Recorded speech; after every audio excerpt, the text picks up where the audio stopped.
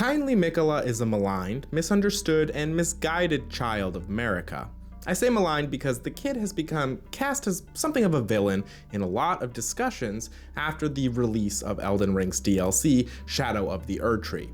Once considered a hopeful child looking for ways to heal his sister's rot and return his lost brother's soul, the Elden Ring community has turned on him quite a bit, though he still has some adherents who advocate for the inclusion of his Age of Compassion as a possible ending to the game. There's a lot of reasons for this that I will get into, but suffice it to say that though the DLC gives us a better picture of Miquella's methods and motivations, folks are still confused.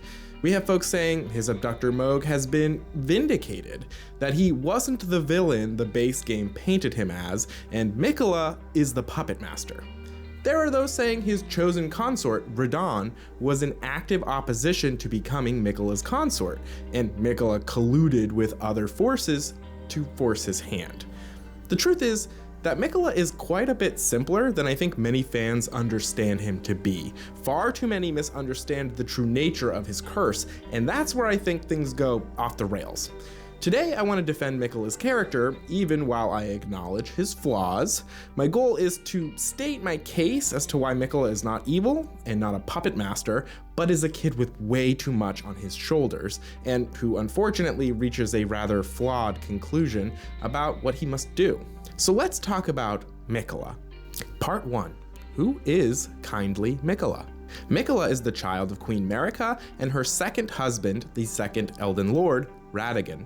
He and his twin Malenia were born to Marika and Radagon not long after Radagon left his first wife and returned to Leyndell to wed Marika. I've gone over a lot of this in my video detailing my theory that Ranni is Melina, but I'll touch on it here as well. Malenia and Miquella were both born cursed, as stated in the Remembrance of the Rot Goddess item description. Miquella and Malenia are both the children of a single god.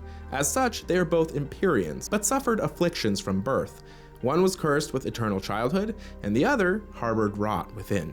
Many Elden Ring fans know this already, but if for whatever reason you are just joining us and you are confused how these twins can have parents but also be born to a single god, it's because their parents, Radagon and Marika, are the same person. You can see this hinted at in the opening cutscene where the images of Marika shattering the Elden Ring shifts to Radagon trying to repair it in the same pose, and then back again. It is also shown at the end of the game where we fight Radagon, who has just taken possession of Marika's lifeless corpse. But it is most explicit in the end of Goldmask's quest, where you can interact with a certain statue of Radagon in Leyndell using the regression emote that transforms the statue into one of Marika and provides a plaque that states Radagon is Marika.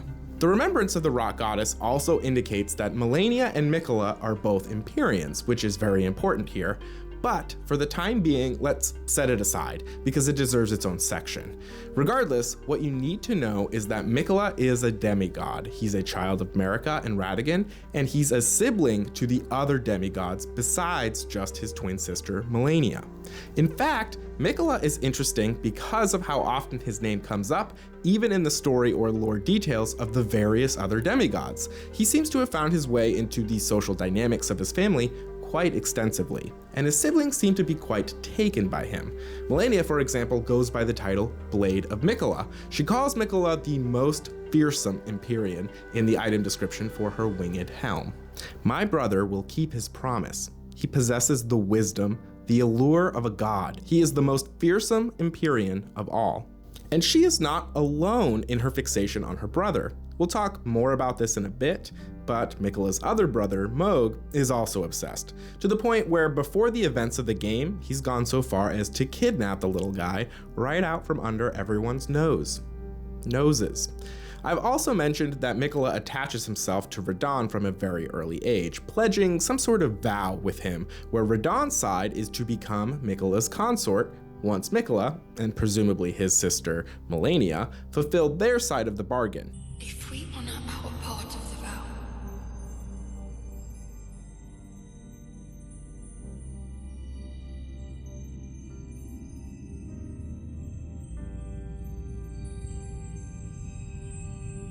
promise me you'll be my consort. And it's not just the other demigods who love him. His followers, of which there are many, are utterly devoted to him as well. And the reason seems primarily that he has ambitions of a world order that has a place for everyone. Room for everybody, let's just say that. We learn this through various sources. When encountering the Albinuric Albus, he states, "A chosen land awaits us, Albinurics. The medallion is the key that leads to the city. It's only a quaint treasure for we who cannot make the journey. But for dear Latenna, it is needed to fulfill her purpose." Right half of a split medallion depicting the Halig tree. Brandishing the medallion with both halves conjoined will activate the Grand Lift of Rold, granting access to a hidden path. In other words, this secret medallion will guide the bearer to the land of Miquella's Halig tree. You find Latenna at the Slumbering Wolf's shack in Liurnia, who at first is not happy to see a Tarnished. She explains that she is wary of Tarnished because Gideon, the All-Knowing, has sent Tarnished that have attacked her, fatally wounding her mount and companion, a wolf named Lobo. Only by showing her this half of the medallion and explaining that old Albus gave it to you does she decide to trust you. She gives you the following bit of dialogue. The medallion's better off in your hands anyway. Would you consider doing me a great service? I must go back. There is something I must do, even if I must say farewell to my wolf Lobo. Will you show me the way? To the land of Miquella's Halig tree. If you accept, I would gladly apprise you of the whereabouts of the medallion's other half. She then explains where you can find the other half of the medallion, which allows you to further follow the quest that leads you to Miquella's Halig tree. I'll come back to the quest to find the other half of the medallion shortly, but what I primarily want to convey here is that the Albinurics view the Halig tree as a sort of promised land. And when we do arrive there, we find that it is filled with other such creatures spurned by grace. Notably, we see a lot of misbegotten hanging around, and for the most part, they are engaged in prayer. The misbegotten are extremely mistreated beings. This is explained explicitly in the item description for the Winged Misbegotten Ashes item. The misbegotten are held to be a punishment for making contact with the Crucible, and from birth they are treated as slaves or worse. The misbegotten play a key role in a specific area and quest in the game, Castle Morn in the Weeping Peninsula. When approaching the castle for the first time, you come across an NPC named Irina. She is a blind woman who was fleeing the castle. She explains the following. My name is Irina. I've escaped from Castle Morn to the south. The servants there have rebelled. I can't be sure what it is. My eyesight's been weak since birth, you see. But I swear I heard frightful howling from all over. My good father secreted me out the castle, but decided himself to stay. He says it's his duty. As commander, the servants are full of wrath, filled with hatred for every one of us. They've since come for every one of the companions I escaped with. They haven't spared a soul. I fear it's no different at Castle Morn. The servants she is referring to are the misbegotten. They've taken over the castle, putting the people to either the blade or the flame, or both. We won't go deeply into the misbegotten and their reasons for being spurned by the Erdtree, but suffice it to say that due to their hodgepodge physiology, they're considered beings touched by the Crucible. The Crucible is described as the Erdtree's primordial form, and likely takes its name for the contraption used in smelting. Why would a former iteration of the Erdtree be something that the current order spurns? Well, as a contraption in smelting, a crucible is a heat-resistant container where one places ore and minerals. The whole container is heated until the items inside melt, and this imagery of chaotic, superheated materials, like soup, all mixing together could be considered too chaotic for the Order of the Golden Order. Yet it is Miquella who promises a new world order that would include even the likes of those touched by the Crucible. I'm going to get deeper into Miquella's plans later, just like I'll come back to the quest to find the Halig tree. But what's really important to this section is that Miquella is viewed as a figure who is compassionate and who provides a place for all, even those who have no place currently. And that's loyalty runes can't buy. And it's Miquella's status as an Empyrean that makes it all possible. Part 2, Miquella the Empyrean. If you've watched my video detailing my theory of Ranni and Melina being one in the same, you may be worried I'm just going to rehash establishing details about Empyreans here.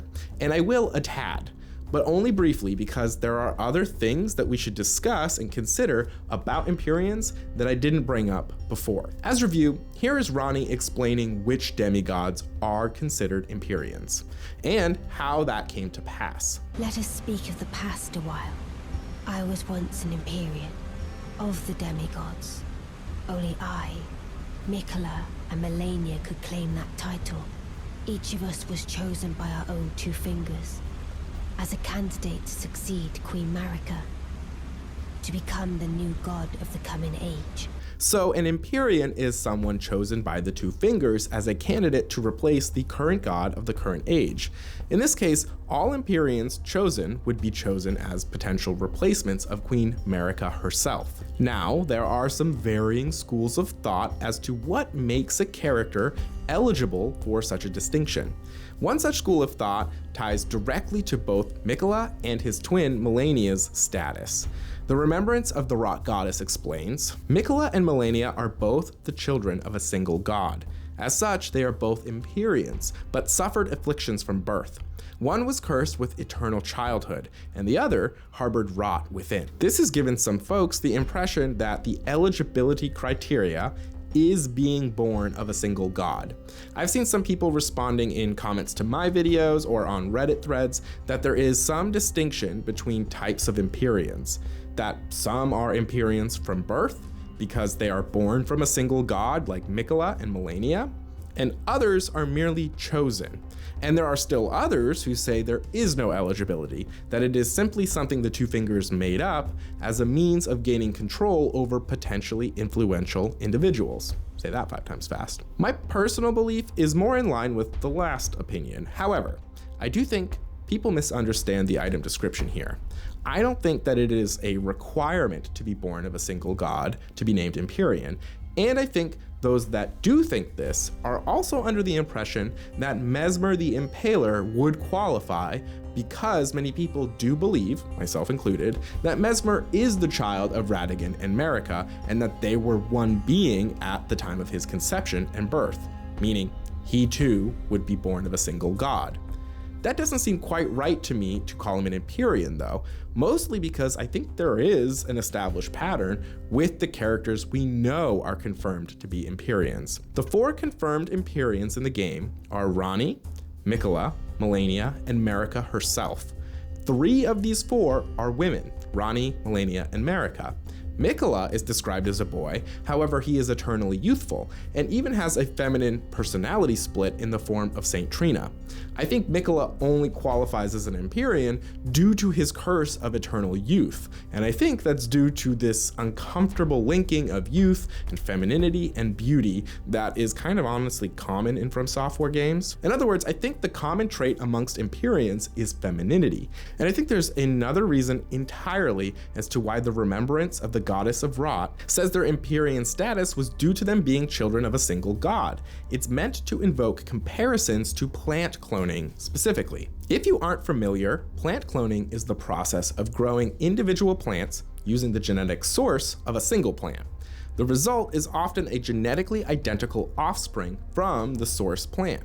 There are a variety of methods for doing this. Some involve simply cutting off part of the mother plant and using various techniques to encourage it to grow its own root system.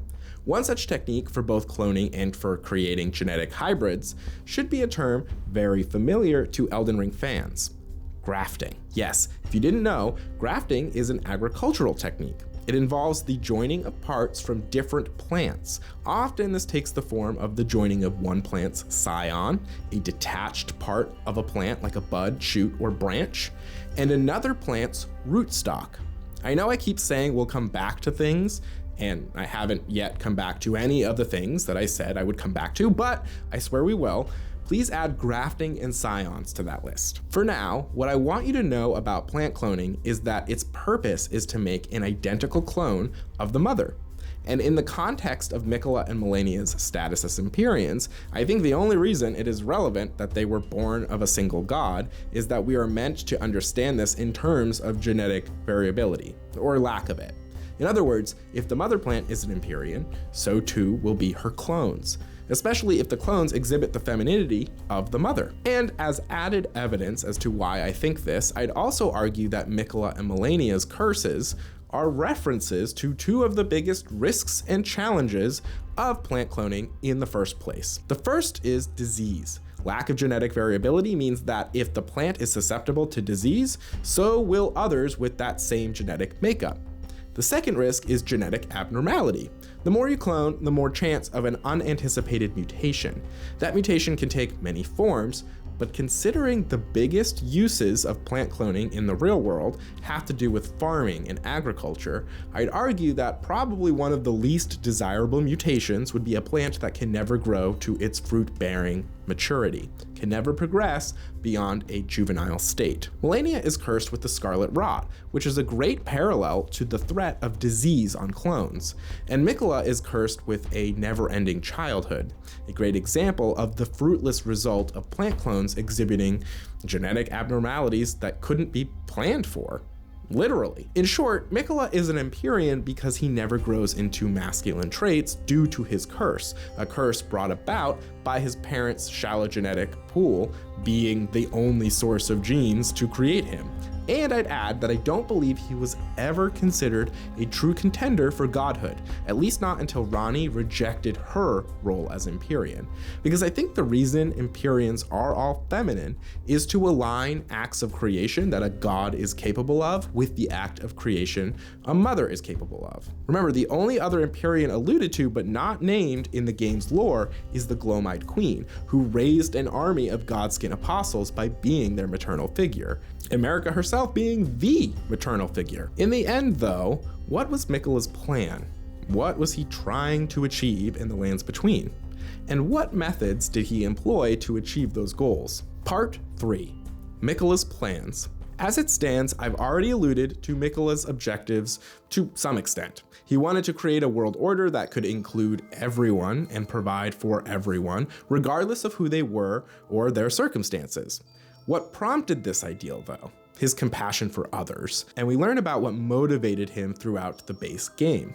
First and foremost, he was motivated by his sister's afflicted nature, something he wished to cure, which, yeah, I'd feel similarly, I think. The item description for the incantations Discus of Light and Triple Rings of Light both state, a gift from the young Miquella to his father, Radagon. In response, Radagon provided a gift back, and here's where we get a reference to Miquella's desire to cure his sister of the Scarlet Rot. The item is the incantation Radagon's Rings of Light. It states, a gift of gratitude to the young Miquella from his father, Radagon. And yet, the young Miquella abandoned fundamentalism, for it could do nothing to treat Malenia's accursed rot. This was the beginning of unalloyed gold. Miquella went searching for some sort of way to help his sister, and he started with the Golden Order. In studying fundamentalism, he created some incantations as gifts to his father, Radagon. And in gratitude, Radagon further developed the idea into his own Rings of Light incantation. But it was no good. He wouldn't be able to cure Malenia of the rot this way. At this point, he started developing his own ideas of gold, what he called unalloyed gold. Unalloyed gold had a special property. We first see hints of this power in the item description for the unalloyed gold needle, which we first find broken, a ritual implement crafted to ward away the meddling of outer gods. It is thought capable of forestalling the incurable rotting sickness. We can use this item once prepared to subdue the rot within Millicent, a nearby swordsman who has been infected. It doesn't cure her, but it stops it from advancing and it makes it manageable. Much later in the game, we can get it further explained by the item description of the aptly named Miquella's Needle, which states, one of the unalloyed gold needles that Miquella crafted to ward away the meddling of outer gods, capable of subduing the flame of frenzy if inherited, allowing one to cheat fate and avoid becoming Lord of Frenzied Flame. However, the needle is as yet unfinished and can only be used in the heart of the storm beyond time, said to be found in Farum Azula. You can only get this needle by first defeating Malenia in Elphael, Brace of the Halig Tree, that is the collection of platforms and passageways holding the tree up. It seems the way the needle works is by pushing out the influence of outer gods. It is explicitly used to rid yourself of the Flame of Frenzy granted by the Three Fingers, both the Flame of Frenzy and Scarlet Rot being the meddling of outer gods within the lands between in an apparent attempt at exerting influence. This needle is what holds back Malenia's Scarlet Rot during the first phase of her fight, and if used in the heart of the storm beyond time, the arena where you fight the Dragon Lord Placidusax, you can rid yourself entirely of the influence of the Frenzied Flame. One wonders if that trick would have a similar effect on those like Malenia or Millicent who are afflicted with the Scarlet Rot and haven't been cured. Pop on up to Farum Azula, stick a needle in you, bing bang boom, you're cured. Dr. Miquella. But how does this work? How can a gold needle achieve this effect? We get a hint in an item description I artfully skipped over. Remember that unalloyed gold needle you found broken? Well, if you get it repaired, it not only serves its function, but it also changes its item description. It gives a fair bit about Millicent, but there's a single unassuming line I want to talk about. Bears no trace of befouled blood, but is faintly moist with dew. Dew is an interesting term in the context of Elden Ring.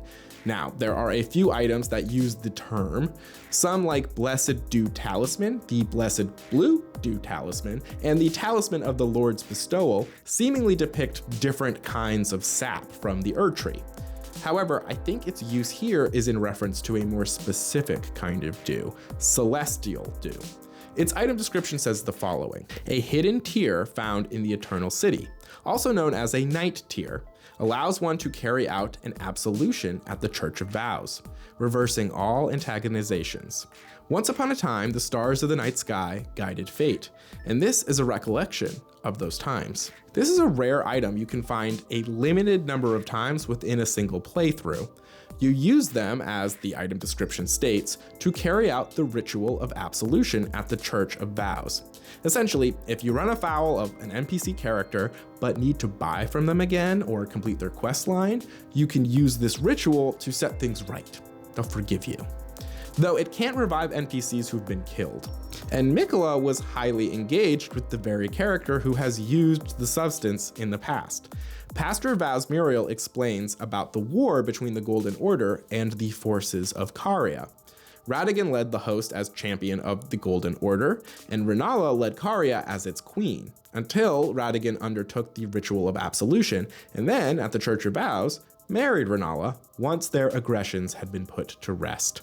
In fact, it was the combination of the faith of the Golden Order and what he learned of the intelligence of Caria's sorceries that allowed Radagon to develop incantations for Golden Order fundamentalism in the first place, the very thing Miquella had studied to find a way to help his sister. What is Celestial Dew? It is also known as a night tear, which comes from the Eternal Cities. Tears are a general use term that seems to refer to a variety of liquid excretions. The most common usage is for a variety of saps, kind of like the sacred tears found at various churches, and the variety of tears bearing different effects that can be mixed within the flask of wondrous physic. But a night tear is different still. The Eternal Cities are located deep underground for their own trespasses against the greater will. Among their crimes, they attempted to create their own lord and their own mimicry of life itself.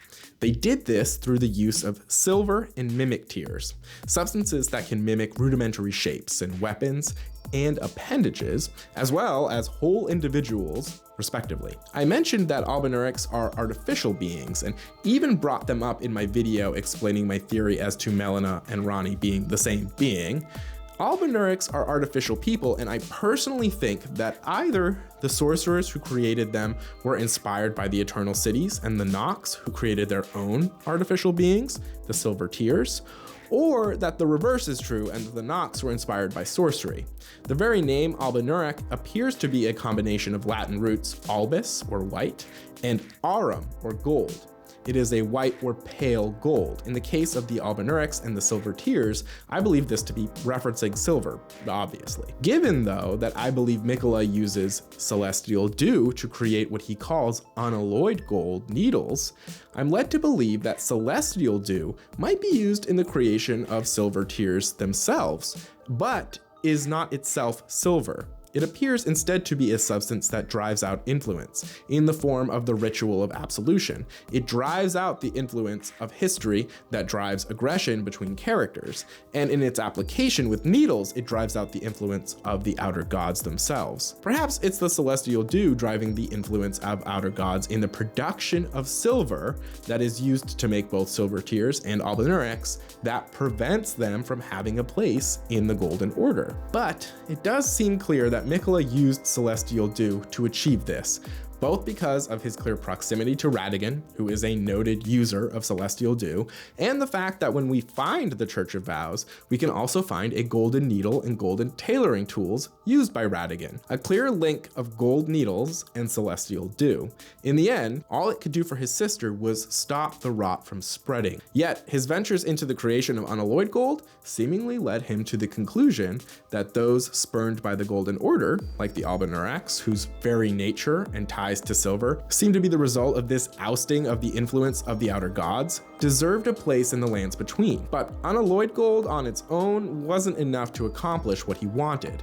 He needed to explore other avenues if he wanted to be able to stop the rot in his sister and create a world that included those at the fringes. Now, we return to the quest line I mentioned earlier that you start by first finding Old Albus, the Albinauric in the Albinauric village.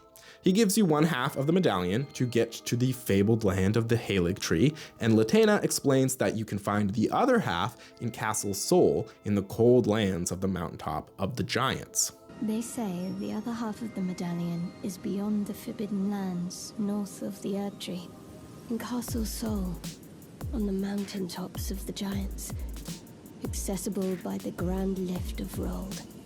Castle Sol is a desolate place, and you need to fight your way through and defeat Commander Niall at the end to find the other half of the medallion.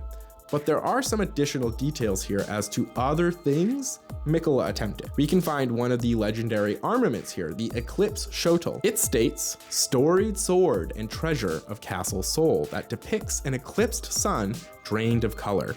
One of the legendary armaments. In Sol, the light of an eclipse inspires a dreadful awe, preventing an onlooker from averting his gaze. Set the lusterless sun ablaze with the Prince of Death's flames, inflicting the death ailment upon foes. The Prince of Death is none other than Godwyn the Golden. He was the first of the demigods to die, but he didn't die in totality. Ranni the Witch stole a fragment of the Rune of Death and performed a special ritual. He died in spirit and she died in body, allowing her spirit and his body to live on. And Miquella is interested in Godwyn's current state, seemingly out of compassion for his brother who lives on in this grotesque form.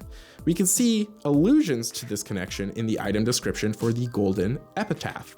It states, "A sword made to commemorate the death of Godwyn the Golden, first of the demigods to die, infused with the humble prayer of a young boy. O brother, Lord brother, please die a true death." The phrase "die a true death" is also referenced in the item description for the Prince of Death's cyst.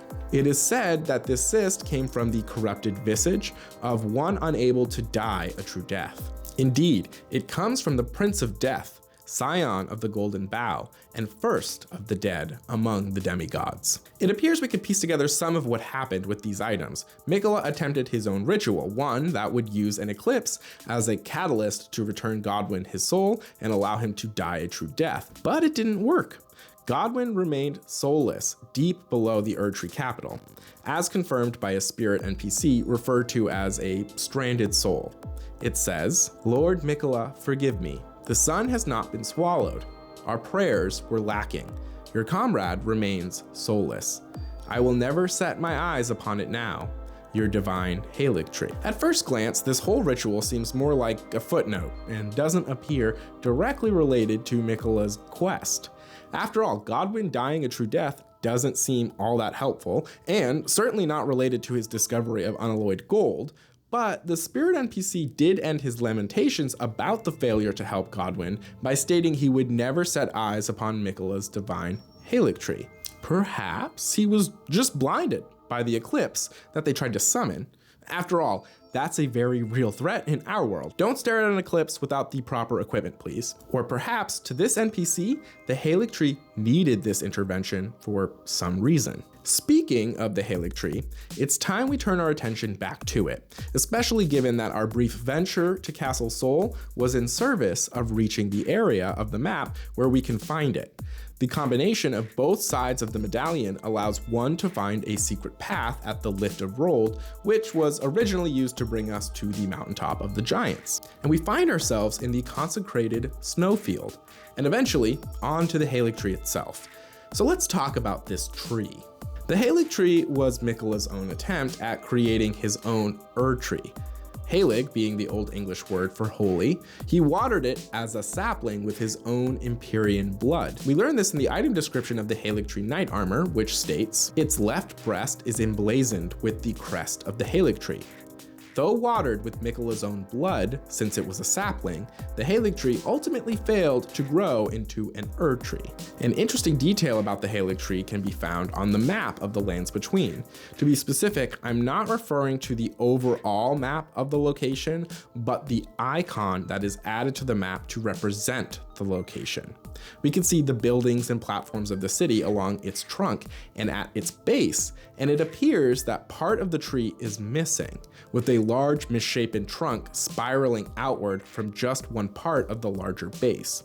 It appears as though this was once a large stump of another tree, and Miquella has grown a new sapling from this trunk. In other words, Miquella appears to have grafted a new scion or cutting from another tree and cultivated that to create his Haligtree. Again, references to both scions and grafting. But this too did not work. It failed to become a replacement or even rival for the Erdtree, simply remaining a large tree and base of operations. It is filled with those who had nowhere else to turn. Even Loretta, who once served the Carian royal forces, has come to find a place for salvation of the Albinaurics as described in the item description for the Royal Knight Helm. Loretta, once a royal Carian knight, went on a journey in search of a haven for the Albinaurics and determined that the Haligtree was their best chance for eventual salvation. Misbegotten hang about the platforms, praying presumably to Miquella. Albinaurics don't appear to have made it all the way to the tree, though some theorize that the small cocoons we find strewn about are Albinaurics who have made it and are awaiting a transformation that will bring them the salvation that they crave. At this point, Miquella's plans have not panned out at all. He is still youthful, his sister is still rotten, no meaningful shift has been made to the world order, and his attempt to make his own Erdtree failed. In the base game, it appears that his next move was to cocoon himself within the tree. His goal in doing so may be to finally transform the tree into a rival of the Erdtree, or perhaps transform himself from the boy into a man, capable of seeing his plans through to the end. Hopefully, you feel I've made good on my promise to revisit Miquella's plans and the Haligtree itself, along with my pins and grafting and scions. I mean, I've come back to it just as I said I would, so I hope you don't mind me asking you to trust me once more. Because I'd like to come back to the cocoon and its significance, but I also need to shift gears at this point, because the DLC of Elden Ring, Shadow of the Erdtree, sheds light on what appears to be the last plan Miquella set in motion before he went for that long nap in the Haligtree. Shadow of the Erdtree deals primarily with Miquella, as it's his plans that have brought us to the Land of Shadow, and it's in the Land of Shadow that we learn just what he intends to do, because, well, he does it in front of our very eyes. Shadow is a part of the Lands Between that has been cut off from the world we explore in the base game. Marika herself has separated it from the greater Lands Between, and it is a realm where all manner of death washes up. Miquella has come to find the Gate of Divinity by attempting to follow the footsteps of his mother, Marika. In the Shadow of the Erdtree trailer, we see what appears to be Marika at the very Gate of Divinity, as the voice of Needle Knight Lita describes the beginning, which was the beginning of gold. Gold as in the Golden Order under Marika's rule. In other words, this was her own ascension to godhood that we are seeing in the story trailer. Miquella has decided to raise himself to godhood as well. He believes that to be the only way forward and his only way of creating a new age, an age of compassion. We learn more about the method by which Miquella hopes to attain godhood in the secret rite scroll found in the specimen warehouse. It states, "A scroll made of white tree bark. Few can decipher the scroll, which describes the secret rite of the divine gateway, said to be found at the tower enshrouded by shadow. A lord will usher in a god's return, and the lord's soul will require a vessel." In order to learn the specifics, we need the help of another character, Sir Ansbach. Sir Ansbach is the former commander of the Pureblood Knights. They served the Lord of Blood Mohg. Mohg himself is important because in the base game, he's stolen Miquella. As I mentioned, right out of the cocoon he has put himself in within the Halictree, and his death is what allows Miquella entrance to the Land of Shadow, which is normally inaccessible to the likes of the living. Sir Ansbach will also be a key witness to the charges against Miquella in a future section of the video. But it's important to know that he and several other characters have entered Shadow following Miquella's lead, and each of them has served different masters in the past, but they now all serve Miquella. What I want to discuss first is what he reveals about the scroll. In particular, it has to do with the only writing in the scroll that is revealed within its item description. A lord will usher in a god's return, and the lord's soul will require a vessel. Ansbach explains when we give him the scroll to decipher for us. Is it a simple rune arc that collects blessings? Or is it, combined with her own form, the creation of her own rune? The rune that she uses to shape the Elden Ring and even create the Erdtree itself, created in the realm of the divine by these golden threads? I believe that this was part of Miquella's plan. He intended to unite with the Halictree in the same motion, both granting him death to become a god in shadow by merging his remains with the life of the new Erdtree for his own order, and connecting his remains to the Halictree, perhaps by ascending to godhood. His original flesh being tied into the Halictree will finally create the Erdtree's replacement that he always aspired it to be. What's this? Yes, I should have known. Even the truth was itself mere folly. As if using Lord Mohg to gain entrance to the Land of Shadow were not enough, he plans to use his corpse as the vessel of his king consort. He has forsaken Lord Mohg's soul. He desires only his empty shell. Once again, we see this interesting pattern of an empty shell or body, and a ritual meant to fill that shell with a soul, like we did in the supposed failed eclipse at Castle Sol, where Miquella hoped to help Godwyn die a true death. In this case, though, he wants to bring the soul of another into the empty vessel he's prepared. As it happens, Miquella's intention is to fill the empty vessel of Mohg's body with the soul of General Starscourge Radahn. We learn this to be the case because Ansbach asks us to provide a letter to another one of the characters who followed Miquella into Shadow, Redmane Freya, who was of the Redmanes that served General Radahn. She's been trying to understand Miquella's plans, and Ansbach has decided to give her just the information she was looking for with the letter you deliver. Miquella has his sights set on Radahn as his consort, and it is through this lord that the god Miquella hopes to become will be ushered back to the lands between. Radahn's lord soul will require the vessel of Mohg to usher in the return of the newly made god Miquella. In order to perform this rite, Miquella has been looking for access to the Gate of Divinity his mother used for her ascension. It exists at the top of Anir Ilum, a huge floating tower structure created by the previous dominant culture in the lands between, the Hornsent. And when we follow Miquella's lead unsealing the tower and then following him up to the Gate of Divinity, we are confronted by a newly resurrected Radahn. Fight him for a bit and lower his health to a certain point, and the second phase of the fight begins, where Miquella himself steps back through the Gate of Divinity and hops on Radahn's back.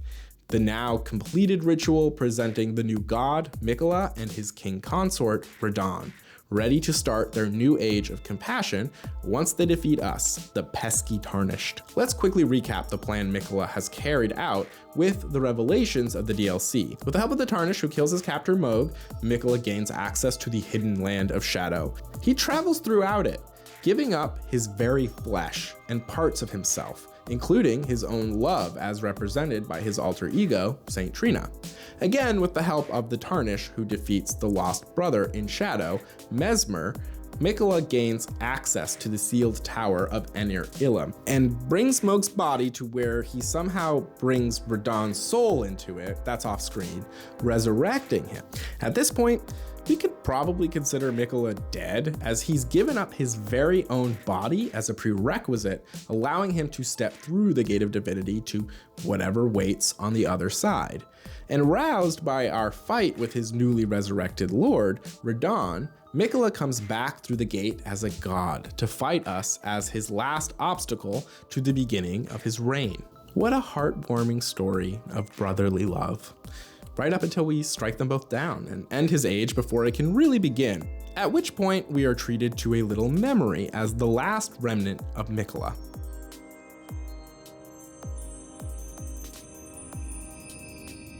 Lord brother,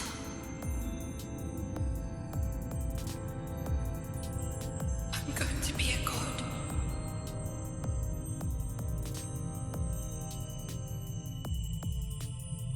If we honor our part of the vow,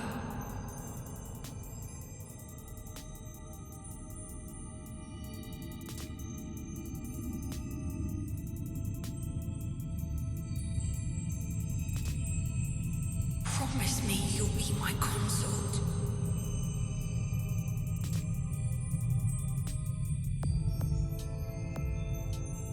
On first glance, this cutscene tells us very little that hasn't already been alluded to at this point, or outright stated. Radahn made a vow with Miquella. We don't get confirmation of all the terms of the vow, but Miquella says if we honor our part of the vow, which clearly implies that Radahn's deal was with Miquella and at least one other person, I personally believe that Miquella and Malenia had a part in their vow. In fact, I think Malenia was the important figure in the vow, the one who could fulfill what Radahn would require to agree to be Miquella's consort. Radahn himself is a warrior. He has purposefully modeled his life and image to be evocative of Marika's first husband, the first Elden Lord of Marika's rule, Lord Godfrey, the Lord of the Battlefield. Radahn's lion armor from the base game says as much. Armor depicting the golden lion, worn by General Radahn. The golden lion is said to symbolize Godfrey, the first Elden Lord, and his beast regent, Sirach. From his youngest years, Radahn was naturally captivated by the Lord of the Battlefield. And Radahn's red mane helm adds, I was born a champion's cub. Now I am the Lord of the Battlefield's lion. His goal was to become the most fearsome warrior among the demigods. He is known as Starscourge for his conflict with the very stars that he won, I might add. We get confirmation of this in multiple items, but one of my favorites is the Starscourge heirloom, which states, the mightiest hero of the demigods confronted the falling stars alone, and thus did he crush them, his conquest sealing the very fate of the stars. Now, recently Tarnished Archaeologist released a great video talking about this very ritual Miquella used, not to continuously reference the Tarnished Archaeologist videos, but they are good, and you should definitely go watch that one. But the Tarnished Archaeologist also points out that the vow Radahn made was with Miquella and Malenia, and the conclusion that is reached is that this ritual Miquella used, and perhaps any ritual meant to attain godhood, requires the death of the specific person or persons involved, and therefore that the vow was for Malenia to kill Radahn. And I do agree that the vow involved Radahn's end at the hands of Malenia. However, I don't think the vow was simply to grant him death.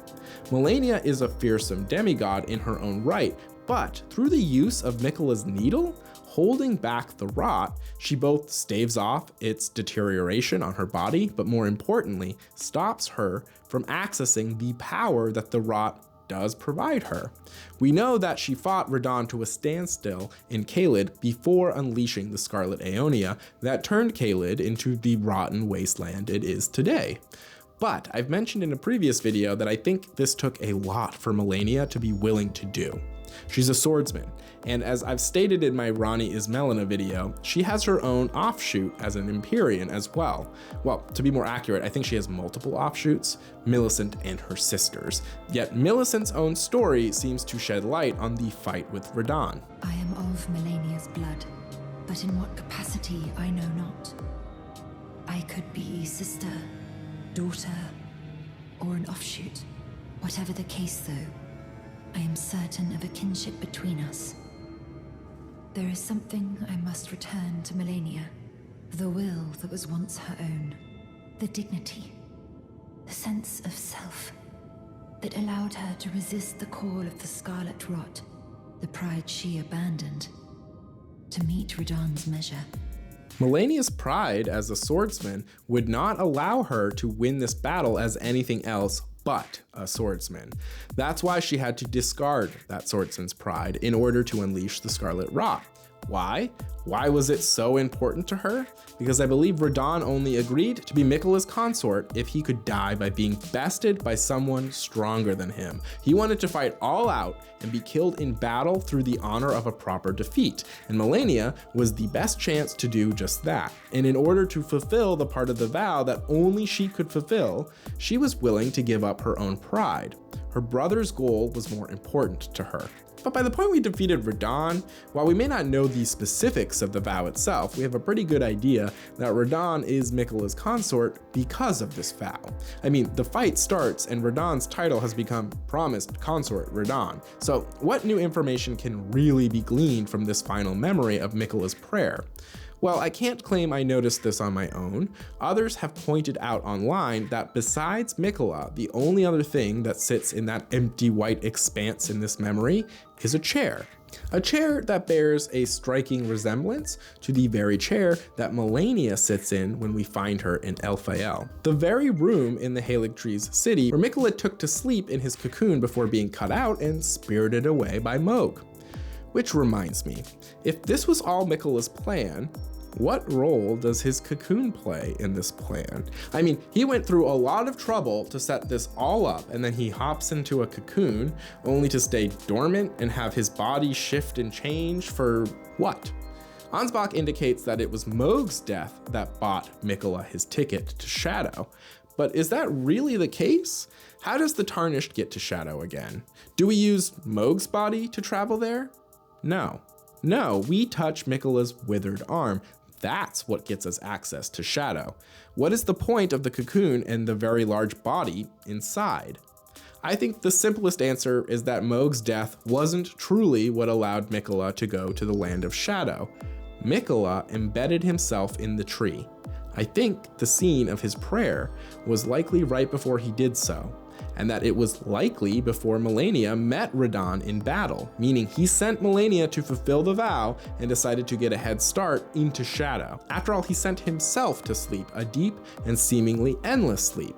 His alter ego, Saint Trina, has power over sweet sleep that is described as eternal, a sweet death, so to speak. In fact, we see the form of a feminine figure in the roots of the Haligtree that appear to have torn right where the figure's abdomen would be. I believe this to be the form of Saint Trina granting Miquella, her other half, a sweet death, a slumber of death meant to have him gain passage in the land of Shadow. In other words, I think the body we find of Miquella's in a cocoon that lays within a giant pelvis bone in Mohg's blood bedchamber in Mohgwyn Palace is a corpse. A corpse originally interred in the roots of the Haligtree by the sweet death of his own alter ego, Saint Trina, not unlike an Erdtree burial.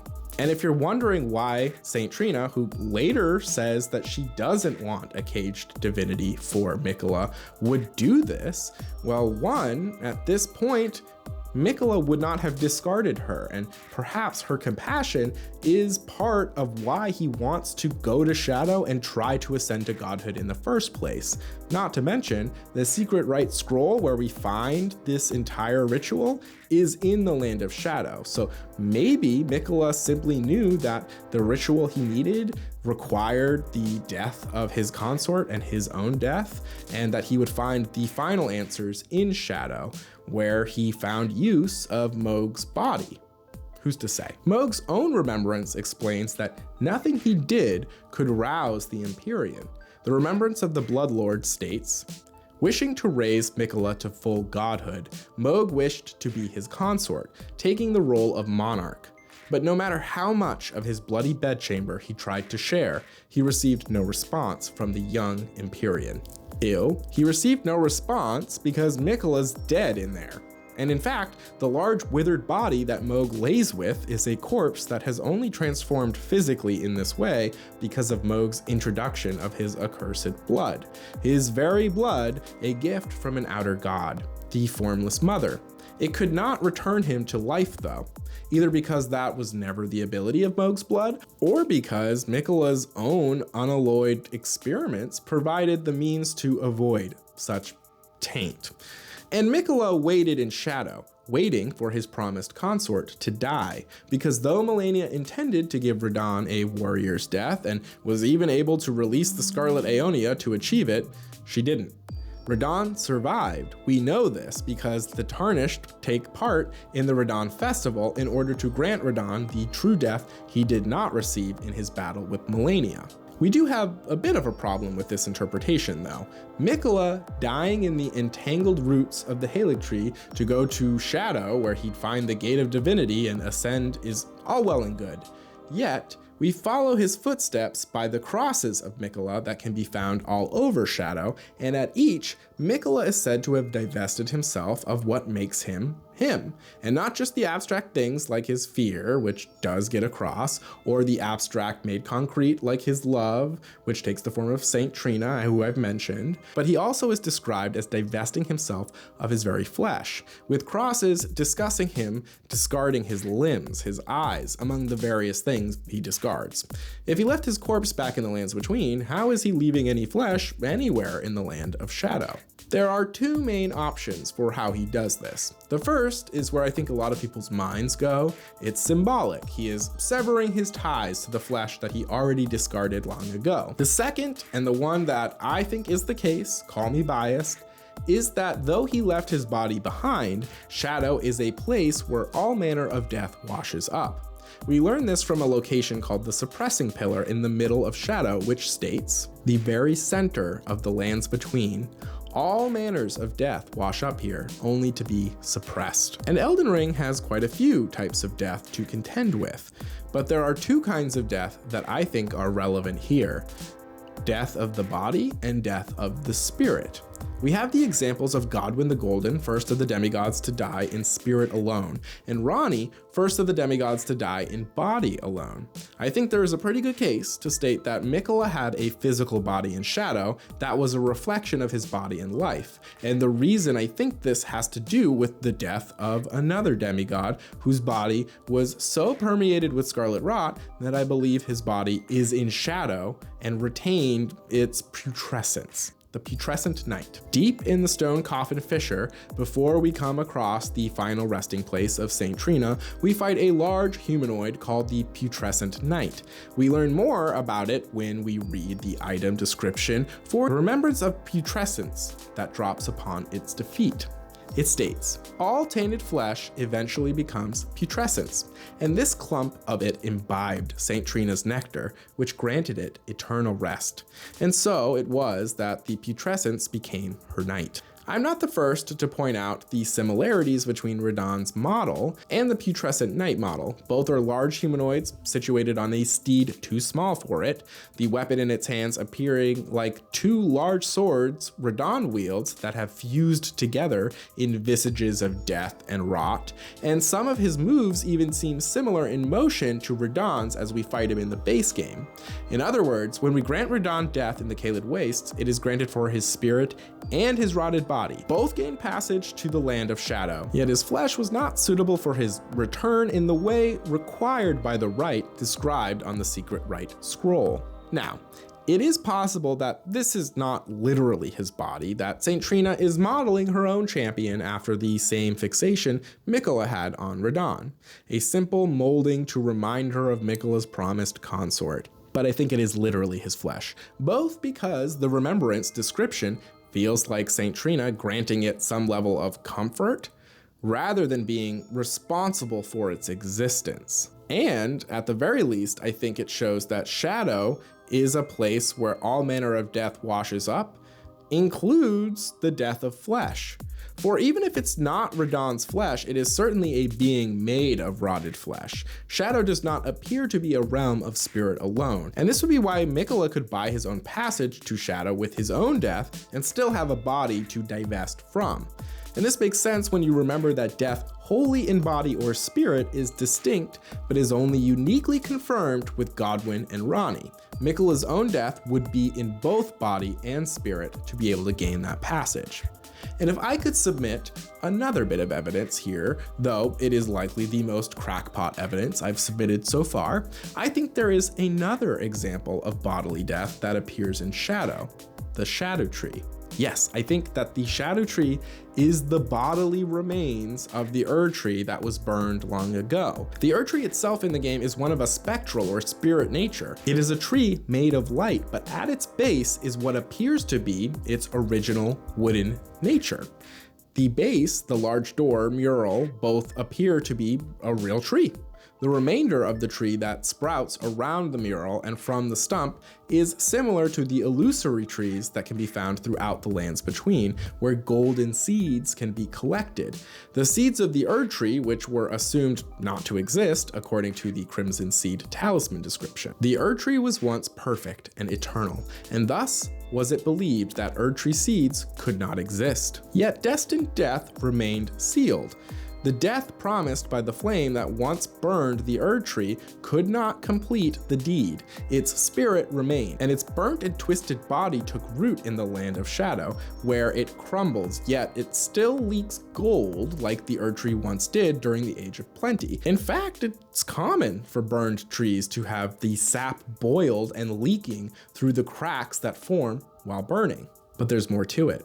Miquella didn't just put himself in a cocoon to die and go to shadow.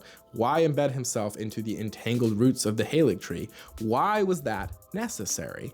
Well, this too has precedent, specifically precedent within Shadow, where we see the shaman stock allows for not just the commingling and melding of flesh within jars and jails of Shadow, but also the merging of shaman and trees. Heck, we know he had some intention of this in watering the Halig tree with his own blood. Here we see an unknown feminine figure that has seemingly become one with the tree that surrounds her in the shaman village itself. She appears petrified, and this figure is known as the Grandmother. We learn this from the item, the Golden Braid, which states, a braid of golden hair cut loose, Queen Marika's offering to the Grandmother, boosts holy damage negation by the utmost. What was her prayer, her wish, her confession? There is no one left to answer, and Marika never returned home again. Here in the forgotten home of Marika, who was raised among her shaman kin, stands a tree with a petrified maternal figure known as the Grandmother, not to be confused with Grandmother Willow from elsewhere. And where do we find Marika at the end of the base game? She's a petrified corpse, held within the Erd Tree itself. She's become the petrified shaman at its core, not the Grandmother, but the mother. In fact, I think that Marika's spirit is one in the same with the spectral tree that is the Erd Tree. It is through this form that she can still grant grace and still guide the Tarnished on a quest to mend the Elden Ring into a new age, even as her body remains an empty vessel itself. Look at Marika's rune. Sure, it looks like her very own pose as found at the end of the game, seemingly crucified with this tree. But is that all it resembles? The pose she adopts in the opening cutscene and in the various statues around the Lands Between also remind me of the shape of a tree itself. A trunk and the very boughs are her arms, outstretched like limbs on a tree. It is a similar stance as the seated version the grandmother adopts with her own arms outstretched. The Erd Tree itself is a creation of Marika's Golden Order. It is her age of the Erd Tree. The Hornsent culture before her worshipped the Crucible, described as the Erd Tree's primordial form, and in the story trailer for Shadow of the Erd Tree, where we see Marika's presumed ascension, she pulls golden thread from a mysterious source and stands at the gate as it shapes into an arc. And like Marika, I think he too made his own rune, with the intention of it becoming the basis of the Elden Ring under his order. The circlet of light upon his head is an item we can get after his defeat, and it states, "The circlet of light which adorned Miquella's head as he returned in divine aspect. It has begun to fade into nothingness." The circle was to be the very foundation upon which Miquella's age of compassion would be built, should it have ever come to pass. I think the true purpose of the cocoon was that linking of his remains to the Halig Tree, his own divinity turning it into a proper replacement for the Erd Tree, and the beginning of his new age of compassion, starting with this new base of his version of the Elden Ring. His own rune of compassion, meant to take the place of his mother's rune that had created and established the Erd Tree as its own age, with Marika herself being one with the tree. Iconography of the early days of the Erd Tree depicting the Age of Plenty exists, and interestingly, it ties Marika and the Erd Tree together. For example, there is the Erd Tree's favor talisman, which depicts Marika as a woman holding a vessel for liquid, and she's pouring it out. Its description stating, "It is said that when the age of the Erd Tree began, such blessings were personally bestowed upon their recipients by Queen Marika herself." She is bestowing the gifts of the Erd Tree with that jug. And there is a +1 and a +2 version of this talisman that shows the tree growing with each iteration, seemingly growing from her own body. The talisman's own description saying that it is said Marika bestowed blessings personally, while we see in the Lands Between that the sap, these tears, were caught from the Erd Tree and minor Erd Trees in special basins. If Marika is also the Erd Tree itself, that would explain her being said to be the one who bestows the blessings personally, while still allowing for these gifts of sap to be dropped from the boughs of the Erd Tree. This is, I think, the type of godhood that Miquella aspired to. Godhood manifest in his own version of the Erd Tree, the Halig Tree, brought to a divine state by allowing his return to the mortal part of the Lands Between as a god, merging his old form with that of the Halig Tree. The love and life he left behind in the Lands Between as he traveled to the realm of shadow, creating an age of compassion for all the denizens of the world to enjoy, their own nature being changed by the introduction of his own version of grace, of his own source of gold, and of an order that did not spurn those who came before, but healed their nature as beings outside of grace. So then, why do these revelations of Miquella's plan result in him being recast as the villain for a lot of Elden Ring fans? Let's discuss that next. Part 4, the charges against Miquella. What exactly is wrong about Miquella's plan? What about these revelations in the DLC had Miquella going from being, as the memes say, Mohglested, to becoming the Miquellester himself? I'm sorry that the memes are dumb. Well, it has to do with Miquella's ability to charm those he comes into contact with. We can hear about his charming nature in some items in the base game, notably the Bewitching branch, which states, "The Empyrean Miquella is loved by many people. Indeed, he has learned very well how to compel such affection." The item indicates he compels affection. Before the DLC, it was well known amongst the fans of the game that Mohg had absconded with Miquella's form cut out of the Halig Tree.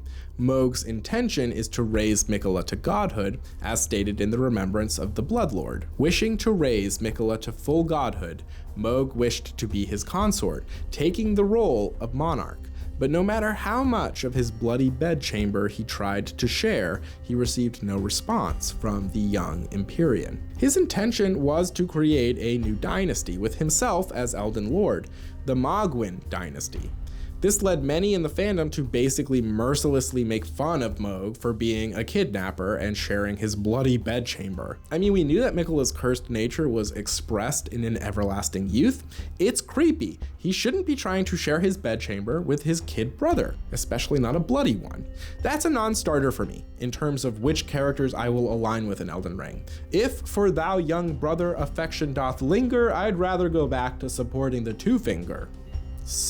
Miquella having a supernatural ability to charm others, though, is alluded to enough that some were wondering just what the dynamic was between Mohg and Miquella. The DLC shed some light on the situation, however. Once again, we return to one of Mohg's most faithful servants, Sir Ansbach, who explains that this was a very literal ability that Miquella used to put Mohg under his thrall. Sir Ansbach explains, "Kindly Miquella has discarded his great rune. The fog that vexed my aging faculties has been lifted, and follies better left forgotten haunt me once again. Once, in an attempt to free Lord Mohg from his enchantment, I challenged tender Miquella, only to have my own heart rather artfully stolen. I knew not how weak I was. I believed that with sufficient mastery, even an Empyrean would be within reach of my blade. I could not have been more mistaken. Miquella the Kind is a monster, pure and radiant. He wields love to shrive clean the hearts of men. There is nothing more terrifying." In fact, this power appears to be linked to Miquella's own great rune. This is confirmed for two reasons. First, Ansbach tells us earlier in that same bit of dialogue that Miquella's charming enchantment has been broken specifically because Miquella must have discarded his great rune. "Kindly Miquella has discarded his great rune. The fog that vexed my aging faculties has been lifted." Other characters confirm this, including Needle Knight Lita, who views this as an opportunity to identify who was really in Miquella's corner versus who was just under his thrall.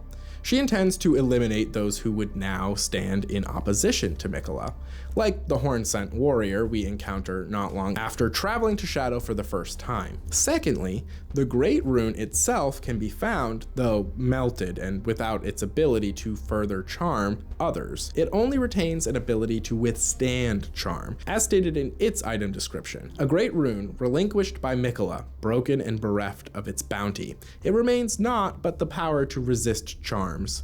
Miquella set off for the tower enshrouded by shadow, abandoning everything: his golden flesh, his blinding strength, even his fate, all in an effort to bury the original sin, to embrace the whole of it and be reborn as a new god. In fact, the only use of it now is to prevent your own player character from falling under a similar charm when you finally face Miquella. In addition to dying, the other way you can get a game over is if you are grappled twice by Radahn. The first time, Miquella marks you with the symbol of his Age of Compassion, and the second time, your heart is officially stolen and you no longer can stand in opposition to Miquella. The story from Sir Ansbach's perspective, and that we do see Miquella has this supernatural ability, it leads some to the conclusion that Miquella is not but a puppet master, that his lofty ideals and seemingly well-meaning goals are just smokescreen, that what Miquella truly wants is to control, that he is a selfish manipulator and not an angel of love and compassion, and that extends to his choice of consort. Yes, a popular line of thinking is that Radahn did not wish to be Miquella's consort, that he was actively against it, and that he is so wound up in Miquella's spell that he is the final puppet that Miquella created. They point to Radahn waging war with Malenia and her forces as proof that he did not intend to become Miquella's consort, that Radahn may have been coerced into his vow with the young Miquella, or that he made it and later changed his mind, but that Miquella was doing some unspeakable evil to Radahn's very essence. The two biggest reasons I've seen folks assert this is that 1, Radahn's resistance to Malenia was too much if he was cool with the promise to be consort, and 2, Radahn was a warrior and would not want to be lord to a god that would usher in an age of compassion, thus ending such conflict. But I would argue two things in regards to these charges. 1, I'm of the opinion that what Radahn wanted was a warrior's death at the hands of the strongest possible opponent, Malenia, which to me means that his strong resistance in their war and fight was due to wanting her to overcome him and put an end to him rather than allowing her to just win. And in regards to number 2, I think the fact that the Tarnished is able to stand against Miquella, even without his great rune, is able to resist Miquella's charming him once, leads me to think that this final age of compassion requires something that Miquella is still without: the Elden Ring.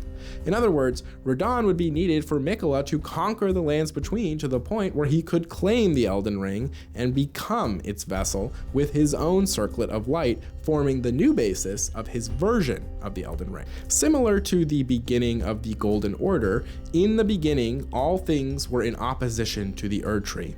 And this would allow Radahn the chance to truly follow in his hero Godfrey's footsteps, to lead a new host and conquer the lands between in the name of his new god, Miquella.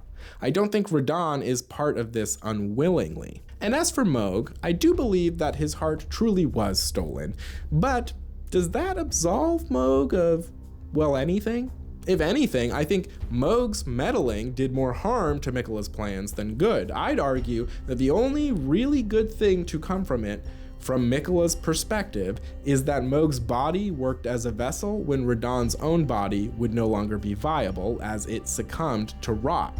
I don't think Mohg stealing Miquella was part of the plan. I think it directly worked against his attempts at turning the Haligtree into a proper replacement of the Erdtree. No. Mohg, Lord of Blood, having kidnapped his brother and tried to share his brother's bed and trying to use his brother to exalt himself as Lord, is not exactly cool or chill of him to do.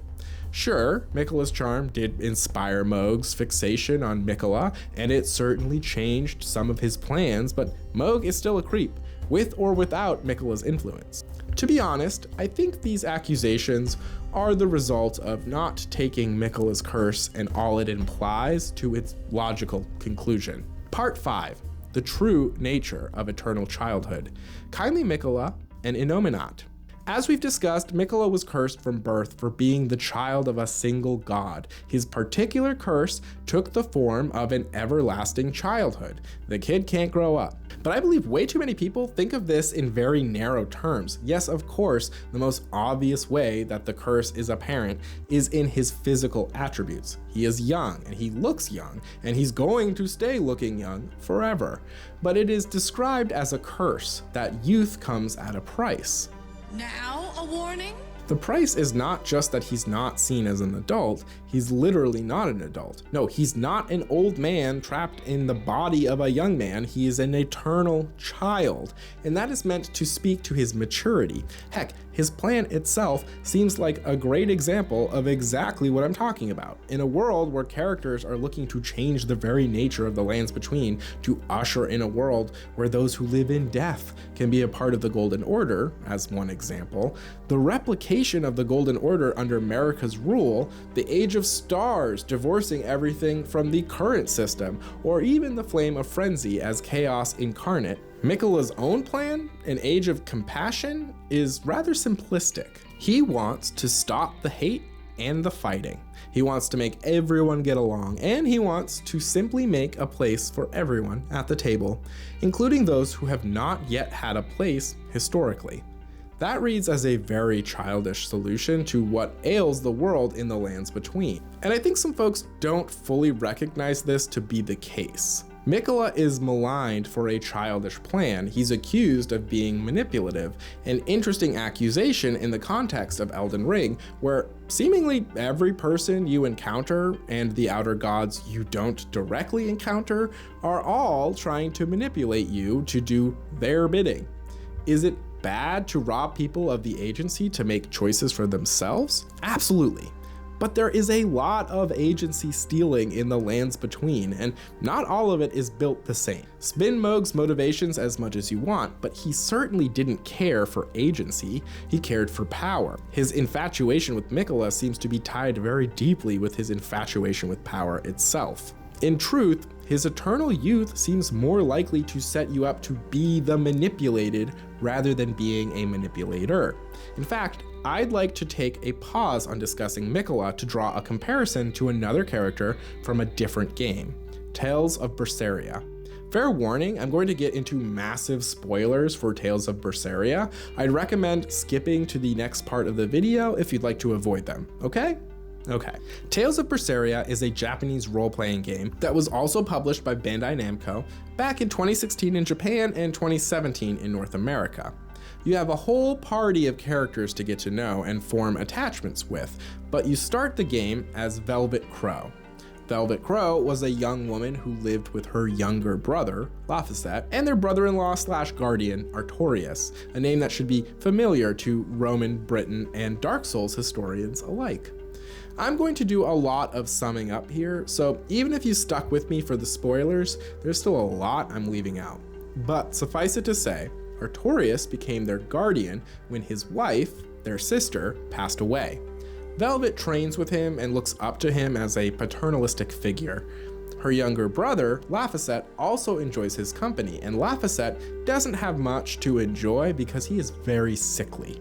And you know, dead sister. Now, in this world, there are beings called demons, and it is something of a condition one can contract. They call it demon blight, and it seemingly comes upon whole villages, turning citizens into monsters. There are also beings akin to angels called Malakim, which is a Hebrew word for angels, actually. Malakim, or Malak for short, are spirits essentially, and they tend to be associated with elemental power. Under normal circumstances, people shouldn't even be able to see them, but that's a little out of the scope here. The important thing to know is that demons are a real problem, and a religious organization has figured out how to bind these Malak to them to use as weapons to fight demons. Good times had by all. Velvet becomes involved in this eternal fight after spending the day hunting and foraging and whatnot, only to find her brother missing. Upon investigating, she comes across Artorias and Laphicet enacting some strange ritual where Artorias kills Laphicet right in front of her. In her rage and grief and utter hatred for the man she trusted betraying her and her brother in this way, she succumbs to demon blight and becomes a demon herself. She swears revenge, and off you go on your adventure to gather a party of demon and Malak alike to take down Artorias. Now here's where the comparison starts, because, in truth, Laphicet wasn't just a simple sacrifice for this ritual. His sacrifice transformed him. He shed his own flesh willingly and ascended to a new plane of existence. He's become a special kind of Malak that exists far above the standard fare. And do you know what they call that classification of Malak? Empyreans. In Tales of Berseria, there are 4 Empyreans at any given time, and legend speaks of a 5th one that is known for not having a name. So it is called Inominat, or one without name. In truth, Inominat existed far longer than Laphicet did, but his sacrifice to Inominat began the process of awakening him, and once fully awoken, he takes the form of Laphicet and has his memories. The whole reason this is happening is because of the demon blight. If you hadn't guessed from Velvet's own experience with it, the way it is caused is by negative human emotion. It builds and builds over time and becomes so strong that it starts turning huge swaths of people into demons. Inominat is supposed to awaken every 1,000 years or so and purge the world of this negative energy, this malevolence, wiping the slate clean for another millennium. But this time, with the influence of Artorias and Laphicet's willingness to be sacrificed, there is a new plan, a plan called the Ceremony of Suppression. Instead of just draining the world of malevolence and rolling over and going back to bed, Inominat seems influenced to try and rid the world of malevolence for good. And because malevolence comes from human emotion, that means he intends to simply repress all negative human emotion forever. In essence, robbing everyone of agency and even the full depth of the human experience for the sake of peace. Sound familiar? Yes, we have two blonde kids who cast off their very flesh and become divine beings, all for the sake of supernaturally imposing that everyone get along. Heck, Laphicet even has a touch of the curse of eternal youth, not in the same way as Miquella, mind you, but we learn that part of the reason Laphicet was willing to sacrifice himself is because he realized he had a somewhat rare disease that kills you when you are 12. It's called like 12-year disease. Though they seem to have the same plan, Inominat is a lot more antagonistic in the sense that he's somewhat cruel to Velvet and friends, taunting her with her inability to help the Laphicet she knew as her brother and using her emotional volatility to help achieve his plan. But what's interesting about Inominat is how Laphicet's nature seems to have affected him. This is a being that has existed for thousands of years and has a fairly cyclical approach to problem solving, yet the influence of this child, who in turn was led to believe his sacrifice was necessary to a better world by Artorias, he has somehow come to the same conclusion as Miquella, that there must be a permanent end. And it's even stranger when we learn that the method for awakening him requires feeding him various kinds of malevolence. If Inominat has awoken every 1,000 years or so to feed on malevolence, is it just because it's like a nice favor to the world? Or is this how it subsists? Does it need to feed on malevolence? If so, is it kind of shooting itself in the foot by actively conspiring to end malevolence altogether? But the fact that there are so many similarities in these characters makes the fact that they are both a type of eternal child that has come to possess a great power stand out to me. Both seem to naively believe that they can force their worldview on others in a misguided attempt at kindness. But more than that, I think we can also see the ways the burden of fixing a broken world has shaped these two young boys. Laphicet sees his life is ending whether or not he helps Artorias, and Artorias essentially promises him the ability to make his death mean something, to help fix the world as the worst impulses of humanity change them irrevocably. Miquella has taken it upon himself to fix the world even though he's not the one who broke it. There are many who speak of Miquella like some ultimate puppet master. I've seen several people act as though Miquella's goal in implanting himself in the cocoon at the Halig tree's roots was somehow specifically designed to draw Mohg to him. I'll refrain from saying anything definitive, but it probably is at least somewhat clear that I think Miquella made his abduction by Mohg work for him rather than it being a part of his plan all along. His plans in general seem to be attempts at advancing the practices and rituals that existed in the Lands Between already, yet they don't seem to result in many successes. There are those who speak of Miquella's ability to charm to an excess level. I think the charm he'd be able to cast on the entirety of the Lands Between by taking the Elden Ring and adding his own rune of compassion to it would have potentially been a horse of a different color, but I think his base level ability is limited to instilling some level of loyalty to him, but it doesn't, for example, dissolve loyalties that have already existed. Sir Ansbach never renounced Mohg in favor of Miquella. The Horn-Sent warrior who fell under the charm never felt affection in his heart for anyone who had any part of the Golden Order besides Miquella. It isn't some all-powerful brainwashing ability. And yeah, his overall solution is flawed, but also so are basically all of the potential solutions to the state the Lands Between finds itself in. Let's see, we've got the return to the status quo solution, the solution to make church even less fun, the curse everyone now solution, Kill everyone now. Condone first-degree murder. Advocate cannibalism. Eat shit. the burn everything everywhere solution, the best solution you will ever meet, and the other solution that is all right by me. I mean, I think zombies deserve rights. Sure. Why not? Miquella's Age of Compassion, though, is better than most of those options. It is built on the goal of including everyone, and we still need to stop him, otherwise we couldn't make sure Ronnie's reign wouldn't be interrupted. My dear consort eternal. But it doesn't mean we have to disparage the little guy at the same time. In conclusion, Miquella is kindly for a reason. The kid has a good heart. It's in the right place. And it's not really his fault that things are the way they are, so can we really be mad at him for trying to fix them anyway? I mean, yeah, yeah, we could still be mad at him. He's kindly Miquella, but he's also Miquella the misguided, and his other half, Saint Trina, is right about him. Divinity would be his cage, and it isn't a fate that he deserves. If you want to say that he and Radahn get a raw deal out of the arrangement, I could accept that. But I'd argue that Radahn's desire for the glory of battle kind of sets him up to get more out of the arrangement than Miquella does in the long run.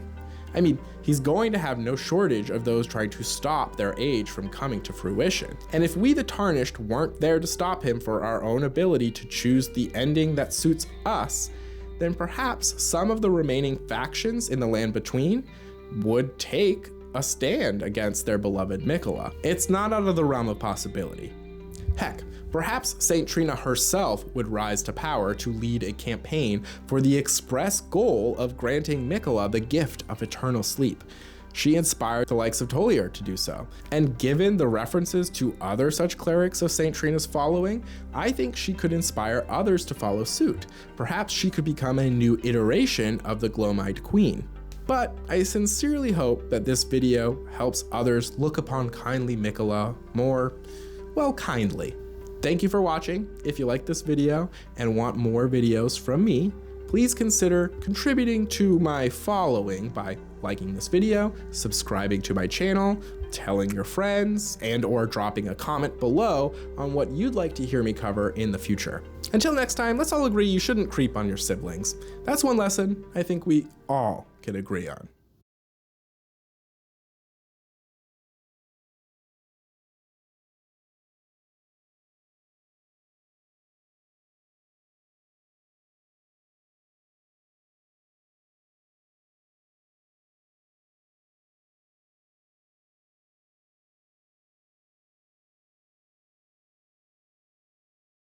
All tainted flesh, tainted flesh, tainted flesh.